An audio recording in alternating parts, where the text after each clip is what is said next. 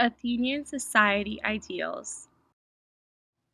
Citizen mother and her child. A boy! So lucky that you were born the way you have been, the son of the rich Athenian parents. Your life will be great since you are of great descent. Medic mother and her child. My beautiful boy, although you won't be able to do much, it is still better for you here than where we have immigrated from. Slave mother and her child. If only you were born a free man, you would have such a better life instead of serving someone else. When you grow up, you will be a huge part of the government, have a great education, and be able to participate in sports. You'll never want for anything ever. When you grow up, you might have to pay taxes and serve in the army, but at least you'll be free. I've heard that you'll have a better life and fall in good hands. Athenians thought that when redheads died, they would become vampires. Wait a second. This is a redhead. Never mind. Socrates. Everybody's blessed with a life to live. Worthless people live only to eat and drink. People of worth eat and drink only to live. Hence my interest in women's rights. In fact, women have so much power that once made equal to man, women become his superior.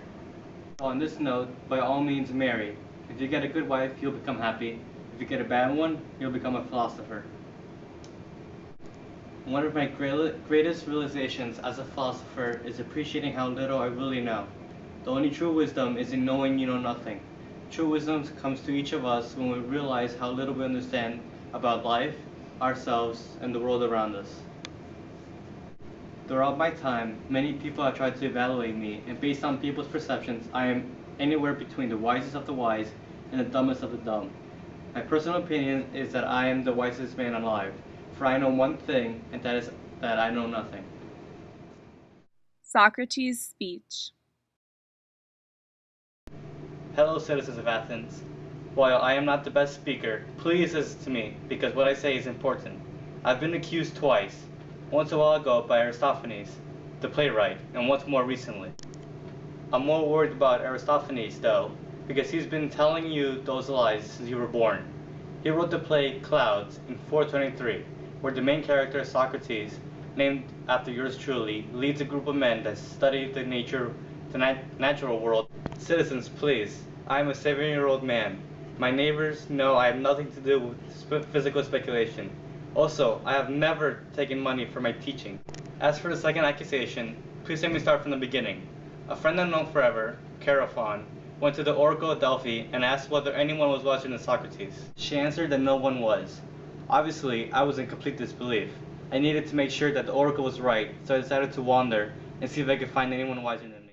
Accusations against Socrates. He corrupts the young!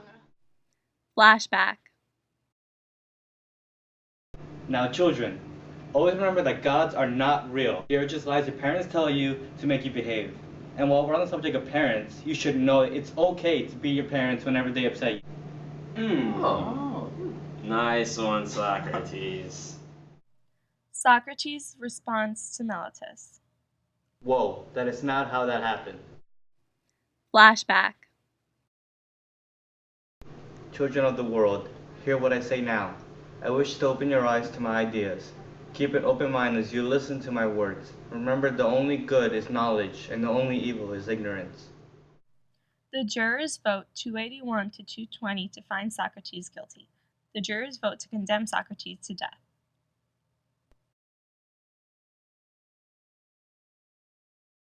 My good old friend, the world has not had its full share of you. You must escape so you can preach more about your great philosophy.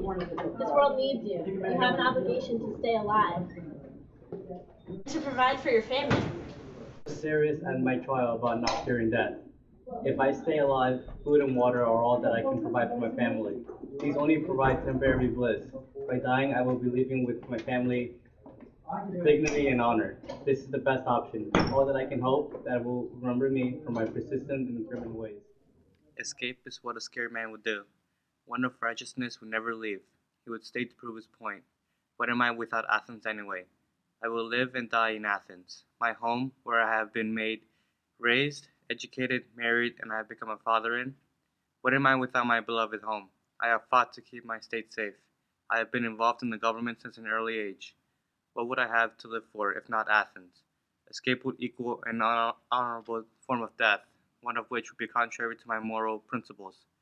I will forever live on through the stories of my teachings. If I escape, I will be forever remembered as a coward. My teachings will all be in vain. If I am killed, I will be seen as a hero. I will live on with my teachings. With these thoughts, I choose to die for my family, for Athens, for my followers, and for my teachings.